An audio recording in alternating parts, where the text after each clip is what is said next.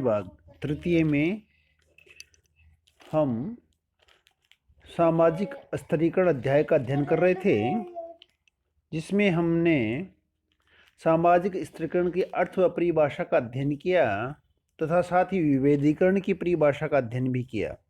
आज हम सामाजिक स्तरीकरण व विभेदीकरण में अंतर तथा सामाजिक स्तरीकरण की विशेषताओं का अध्ययन करेंगे।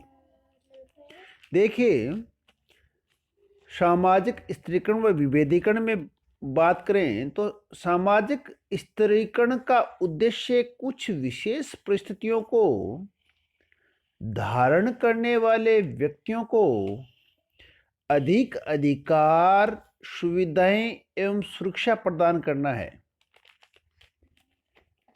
इसलिए यह एक जागरूक एवं जानबूझकर अपनाए जाने वाली प्रक्रिया है। दूसरी ओर जब हम विभेदीकरण की बात करें तो विभेदीकरण एक स्वतः एवं स्वाभाविक रूप से उत्पन्न होने वाली प्रक्रिया है। इसका विकास जानबूझकर योजनाबद्ध रूप से नहीं किया जाता, अर्थात एक का विकास जानबूझकर नहीं किया जाता, जो कि सामाजिक विभेदीकरण है। दूसरा सामाजिक स्तरीकरण है, जिसका विकास जानबूझकर किया जाता है। दूसरा अंतर, सामाजिक विभेदीकरण में तो केवल व्यक्तियों एवं समूहों के बीच भिन्नता ज्ञात होती है, जबकि स्तरीकरण से भिन्नता के साथ साथ उच्चता, निम्नता, विशेषाधिकार, सुविधाएं एवं अधीनता का ज्ञान भी होता है। सामाजिक विभेदीकरण के लिए समूह का स्थायी होना आवश्यक नहीं है, जबकि स्तरीकरण में उच्चता और निम्नता के निर्धारण के लिए स्थायी समूह का होना आवश्यक है। सामाजिक विभेदीकरण चूंकि स्पष्ट आधारों पर किया जाता है, जैसे आयु है, लिंग है, आयु, लिंग भेद आदि, अतः यह एक सरल प्रक्रिया है। दूसरी ओर जब स्तरीकरण का बात करते हैं तो स्तरीकरण का आधार है वह पक्षपात की भावना एवं सामाजिक प्रतिष्ठा है, जिन्हें ज्ञात करना सरल नहीं है। अतः यह एक जटिल प्रक्रिया है। जहाँ सामाजिक विभेदीकरण एक सरल प्रक्रिया है, वहीं सामाजिक स्तरीकरण एक जटिल प्रक्रिया है। अगला अंतर, ओल्सन का मत है कि स्तरीकरण एक वैयक्तिक प्रक्रिया है, जबकि विभेदीकरण अवैयक्तिक। स्तरीकरण में व्यक्ति एक दूसरे से प्रतिस्पर्धा, विरोध एवं संघर्ष करते हैं, जबकि विभेदीकरण में व्यक्तियों में परस्पर भिन्नता होते हुए भी विरोध एवं संघर्ष नहीं पाया जाता। उदाहरण के रूप में स्त्रियां पुरुषों से इस कारण विरोध प्रकट नहीं करती कि वे स्त्रियां हैं, तथा बालक, युवा एवं वृद्ध लोगों से इसलिए रोष प्रकट नहीं करते कि वे बालक हैं। अगला अंतर, सामाजिक स्तरीकरण का संबंध उपयोगिता से है। इसके द्वारा योग्य व्यक्तियों को उच्च पद एवं अधिक सुविधाएं प्रदान की जाती हैं, जबकि विभेदीकरण उपयोगिता के आधार पर नहीं किया जाता है। अगला अंतर, स्तरीकरण की तुलना में विभेदीकरण की प्रक्रिया अति प्राचीन है। पहले विभेदीकरण अस्तित्व में आया और उसके बाद में सामाजिक स्तरीकरण का प्रारंभ हुआ। यह तो था सामाजिक विभेदीकरण व सामाजिक स्तरीकरण में अंतर।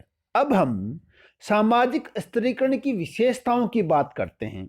तो देखिए, ट्यूमिन ने अपनी पुस्तक सोशल स्ट्रेटिफिकेशन में सामाजिक स्तरीकरण की निम्नलिखित विशेषताओं का वर्णन किया। ये ट्यूमिन की जो सोशल स्ट्रेटिफिकेशन पुस्तक है, इसके बारे में पूछा जाता है कि ट्यूमिन की पुस्तक का नाम बताइए, या लिखते हैं कि सोशल स्ट्रेटिफिकेशन नामक पुस्तक के रचयिता कौन है। परीक्षा में बहुत बार पूछा जाता है। देखिए, ट्यूमिन ने सामाजिक स्तरीकरण की विशेषता बताई। पहली विशेषता थी सामाजिक स्त्रीकरण की प्रकृति सामाजिक है। इसका क्या मतलब है? सामाजिक स्त्रीकरण कुछ व्यक्तियों तक ही सीमित नहीं होता, बल्कि संपूर्ण समाज में व्याप्त होता है। यानी कि सामाजिक स्त्रीकरण व्यक्तिगत नहीं होता, बल्कि सामाजिक होता है। समाज के सभी लोग समान मूल्यों एवं व्यवहार के समान प्रतिमानों का स्वीकार करते हैं। समान प्रतिमानों को स्वीकार करते हैं। सामाजिक स्त्रीकरण को आयु, रंग एवं यौन भेद के आधार पर नहीं, बल्कि समाज में व्यक्तियों को प्राप्त विभिन्न पदों एवं परिस्थितियों के आधार पर भी समझा जा सकता है। समाजीकरण के द्वारा व्यक्ति सामाजिक मानदंडों को सीखता है और अचेतन रूप से स्त्रीकरण को स्वीकार करता है। स्त्रीकरण सामाजिक संस्थाएं जैसे धर्म, शिक्षा, परिवार, विवाह एवं राजनीति आदि भी समाज में स्त्रीकरण उत्पन्न करते हैं। ये थी सामाजिक स्त्रीकरण की प्रकृति, सामाजिक है इसकी विशेषता। दूसरी विशेषता सामाजिक स्त्रीकरण की, सामाजिक स्त्रीकरण पुरातन है। इसका मतलब, पुरातन का मतलब प्राचीन काल से चला आ रहा है, कोई आज के समाज की देन नहीं है, बल्कि प्राचीन समाज से ही, प्राचीन समय से ही समाज में ये चला आ रहा है। देखिए किस प्रकार से पुरातन है। स्त्रीकरण समाज में अति प्राचीन काल से ही विद्यमान रहा है। प्राचीन समय में इसके आधार आयु, लिंग, शारीरिक शक्ति, जन्म आदि प्रदत्त गुण थे, तो वर्तमान समय में अर्जित गुणों का अधिक महत्व है। मार्क्स की मान्यता है कि प्रत्येक युग में समाज में दो वर्ग रहे हैं, एक श्रमिक वर्ग तथा दूसरा पूंजीपति। इस प्रकार वर्ग स्त्रीकरण प्रत्येक समाज में सदैव ही विद्यमान रहा है। दूसरा, सामाजिक स्त्रीकरण प्रत्येक समाज में पाया जाता है। आदिकाल से लेकर आज तक कोई ऐसा समाज नहीं पाया गया जिसमें स्त्रीकरण न हो। स्त्रीकरण के आधार एवं स्वरूपों में अंतर हो सकता है, किंतु सामाजिक स्त्रीकरण सर्वत्र ही विद्यमान रहा है। इस संबंध में बोटोमोर अपनी पुस्तक सोशियोलॉजी में लिखते हैं कि समाजों का वर्गों अथवा स्तरों में विभाजन, जिससे प्रतिष्ठा एवं शक्ति का सोपान बनता है, सामाजिक संरचना का एक सार्वभौमिक तत्व है।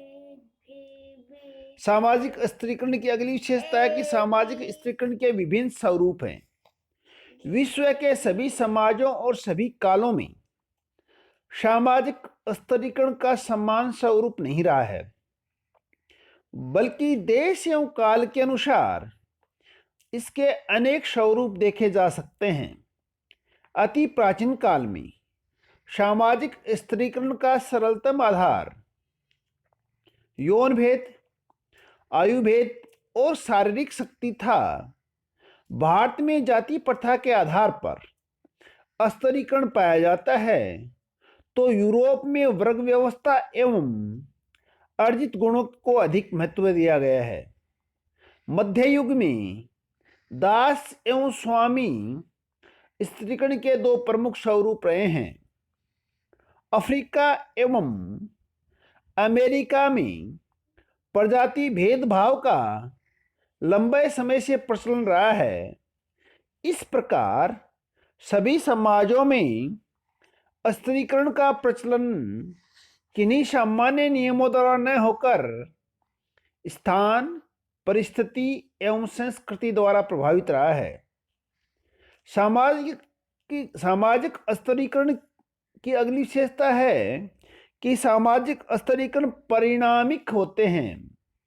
इस संबंध में ट्यूमिन कहते हैं कि सामाजिक स्तरीकरण परिणामिक हैं क्योंकि ये समाज में असमानता उत्पन्न करते हैं। इस असमानता को हम जीवन जीने के अवसर तथा जीवन शैली में देख सकते हैं। प्रत्येक व्यक्ति के जीवन जीने के अवसर एवं शैली स्तरीकरण के स्वरूपों के आधार पर भिन्न भिन्न होते हैं। किसी व्यक्ति को कितनी शक्ति, संपत्ति एवं मानसिक संतोष प्राप्त होगा, यह समाज में उसके स्तर पर निर्भर है। विभिन्न स्तरों में मृत्यु दर, लंबी आयु, शारीरिक एवं मानसिक रोग, संतानों की संख्या, वैवाहिक संघर्ष, तलाक, पृथकता आदि की मात्रा में भिन्नता पाई जाती है। एक व्यक्ति किस प्रकार के मकान एवं पड़ोस में रहेगा, किस प्रकार के मनोरंजन के साधन अपनाएगा, माता पिता से उसके संबंध कैसे होंगे, किस प्रकार की शिक्षा एवं पुस्तकों का वह प्रयोग करेगा, यह उसके सामाजिक स्तर पर निर्भर करता है। प्रत्येक स्तर के जीवन अवसर एवं शैली में भिन्नता पाई जाती है। इस प्रकार से आज हमने सामाजिक स्तरीकरण व विभेदीकरण में अंतर तथा सामाजिक स्तरीकरण की विशेषताओं का अध्ययन किया। विशेषताओं में हमने सामाजिक स्तरीकरण की 5 विशेषताओं का अध्ययन किया जो कि बहुत ही महत्वपूर्ण हैं। धन्यवाद।